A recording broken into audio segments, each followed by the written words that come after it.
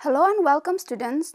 Today we will have an experiment on estimation of amino acid by formal titration method, sucrose acid hydrolysis test and polarimetric study of sucrose hydrolysis. So, in the introduction, a biological molecule is a molecule that is present in all living organisms, including large macromolecules such as proteins, carbohydrates, lipids and nucleic acids, as well as small molecules such as primary metabolites, secondary metabolites and natural products. Macromolecules are large molecules formed from aggregates of smaller ones. Biological macromolecules are typically classified as carbohydrates, lipids, proteins and nucleic acids. It is possible to identify macromolecules and monomers by using chemical indicators. Reagents used as chemical indicators express their results either qualitatively or quantitatively by determining the presence or relative amount of a substance in a solution. So in the first experiment, we will have estimation of amino acid, that is glycine, by formal titration method. Principle: amino acid presents an amino group, carboxyl group and side chain. The carboxyl group donates its proton to the amino group to form a deuterion in solution, that is carrying both positive and negative charge. The deuterionic form of the amino acid cannot be accurately titrated to its endpoint with alkaline indicators. However, Sorensen observed that if the amino acid solution is first neutralized and then treated with excess of formaldehyde, the result gives its pKa value shifted into more acidic region, which can safely titrated to its endpoint with alkali. The amount of alkali required corresponds to complete titration of amino acid, hence determining of amino acid content in the test samples. As the reaction proceeds with formaldehyde, the hydrogen ion is removed from the NH3 by alkali to form NH2. This is followed by the formation of monometallone and dimetallone derivatives of the amino acid in the presence of excess formaldehyde.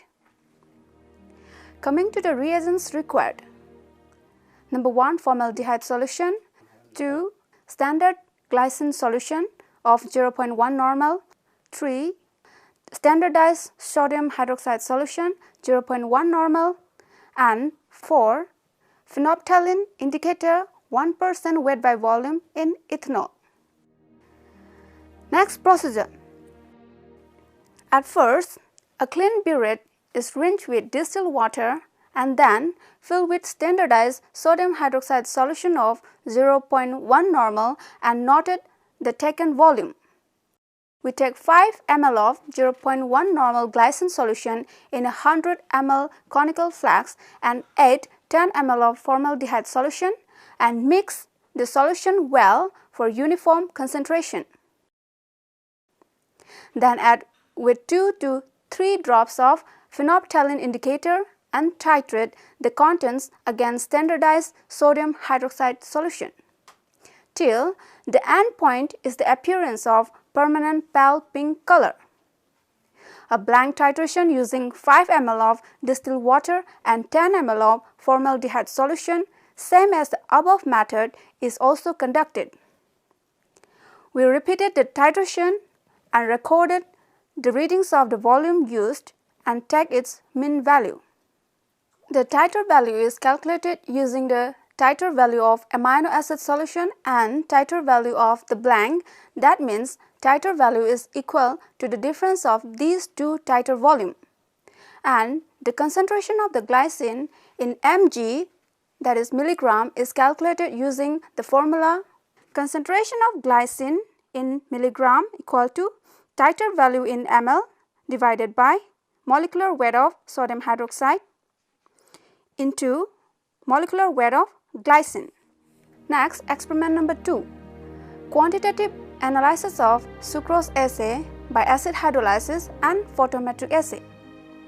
Principle: unlike other carbohydrates, sucrose is the only non-reducing common disaccharide.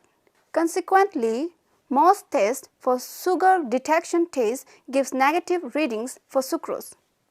So, in order to perform sucrose assay, it has to be first hydrolyzed into glucose and fructose in an acid solution to yield glucose and fructose. Dinitrosalicylic acid (DNase) colorimetric method is the most commonly used assay method for sucrose. When alkaline solution of 3,5-dinitrosalicylic acid reacts with aldehyde group of reducing sugars, example glucose or maltose, it is converted into 3-amino 5-nitrosalicylic acid with orange color. Intensity of the color is an index of reducing sugar. Reagents required: 3,5-dinitrosalicylic acid (DNase), potassium sodium tartrate solution of 40%, concentrated HCl of 37.3%, 11.9 normal solution, 5 normal potassium hydroxide solution, sodium hydroxide, maltose standard solution. And sucrose. Preparation of DNase reagents. It is prepared by dissolving 1 gram DNase in 50 ml of 2 molar sodium hydroxide solution. Then add 50 ml of sodium potassium tartrate solution, finally making the volume 100 ml. Next is the preparation of maltose solution for standard curve analysis. A maltose standard solution is prepared by dissolving 200 mg in 100 ml using deionized distilled water, and working standard solution was prepared by diluting 4 times. And the concentration is 0.5 mg per ml. And different aliquots of 0.2 ml, 0.4 ml, 0.6 ml, 0.8 ml and 1 ml are taken in separate test tubes and marked as 1, 2, 3, 4, 5, and the volume is made up to 2 ml with distilled water. To these test tubes, 2 ml of DNase reagent is added and mixed thoroughly and heat at boiling water bath for 5 minutes. After cooling the solution, 10 ml of distilled water is added to it, and the color intensity change is measured at 510 nanometer by using spectrophotometer.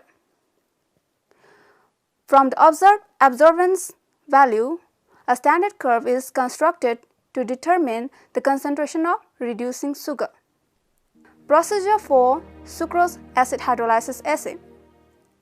Sucrose solution is prepared by dissolving 1 gram in 100 ml of distilled water, and before performing the assay, sucrose is first hydrolyzed by adding 20 microliter of concentrated HCl solution to 1 ml of sucrose solution and allowed to hydrolyze at 90 degrees Celsius for 5 minutes.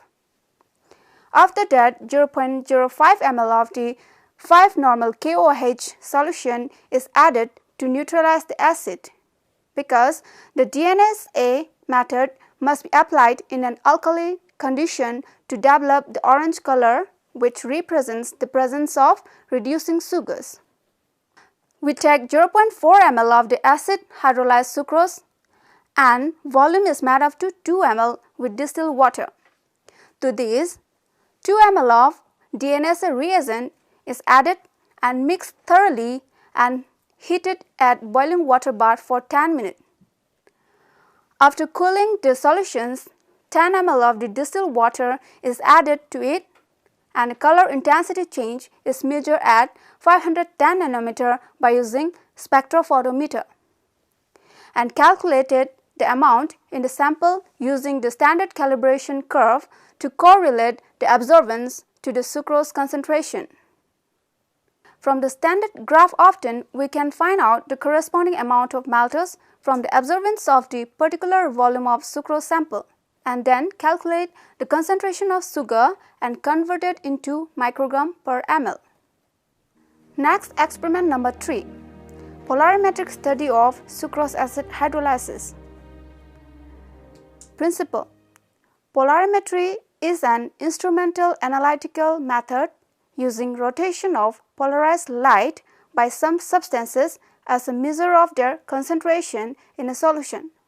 The instrument used is called a polarimeter. Sucrose is a disaccharide made up of two monomer units, glucose and fructose.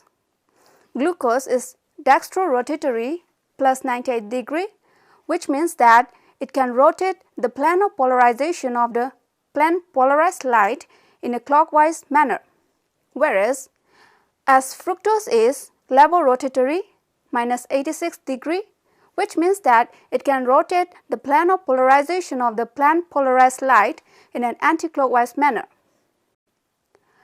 Sucrose is dextrorotatory plus 64.5 degree, but the resulting mixture of glucose and fructose after acid hydrolysis is slightly levorotatory, because the levorotatory fructose has a greater molar rotation than the dextrorotatory glucose. The angle of rotation depends on A. temperature, B. wavelength of light used, C.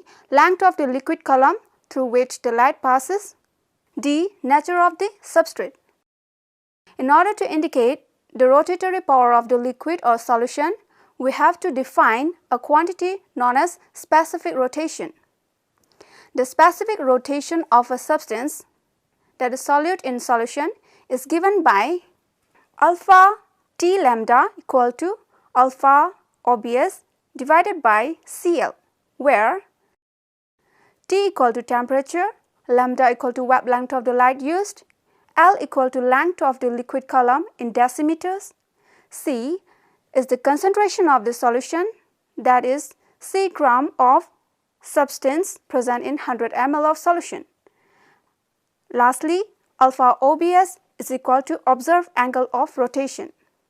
Materials required: number 1, polarimeter with polarimeter tube, number 2, sodium vapor lamp, 3, hot water bath, 4, sucrose 20%, 5, 2 normal HCl solution. Procedure for determination of specific rotation of sucrose. The polarimeter is set up with the sodium vapor lamp and the polarimeter tube is cleaned and filled with distilled water, avoiding any presence of air bubbles.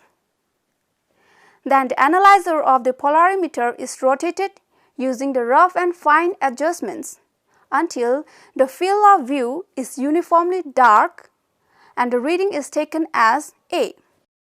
20% sucrose solution is prepared by dissolving 20 gram of sucrose in 100 ml distilled water in a 250 ml stopper reagent bottle. Now, the distilled water is removed from the polarimeter tube, then rinsed and filled with sucrose solution. The reading is taken as B. From the observation, the angle of rotation alpha would correspond to B minus A, where A is the zero reading for water and B is the reading for 20% sucrose solution. The specific rotation is calculated using the formula alpha T lambda, that is specific rotation, equal to alpha OBS, that angle of rotation, divided by Cl. Next is the procedure for determination of the specific rate constant K for the acid hydrolysis of sucrose. We take 50 ml of 20% sucrose and 50 ml of 2 normal HCl solution in a stopper reagent bottle and mix thoroughly. The polarimeter tube is rinsed quickly with this solution and then fill the tube with the same solution and readings are recorded as alpha naught. Readings are taken at regular intervals of time 2, 5, 10, 15, 25, 35, 45, 60 minutes, and each reading corresponds to alpha T. The remaining solution is taken in a stopper conical flask and heated it at 60 degrees Celsius for 5 minutes. Then the solution is allowed to cool at room temperature for 5 to 10 minutes and is taken into the polarimeter tube for taking the readings which corresponds to alpha infinity. Calculations. Specific rate constant is determined using the formula rate constant K equal to 2.303 divided by T log of alpha naught minus alpha T divided by alpha T minus alpha infinity per minute, where alpha naught equal to angle of rotation at time 0 minute, alpha T equal to angle of rotation at time at different times T. Alpha infinity is the angle of rotation at infinite time. T is equal to time taken. Finally, in the conclusion, from these experiments, we are able to detect and estimate the presence of amino acid and carbohydrate in any unknown samples, and therefore they are significantly used in food industries where quality control is monitored as well as in clinical observations.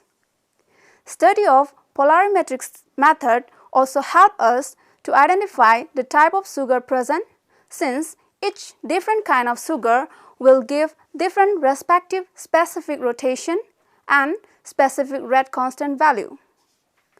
That's all. Thank you.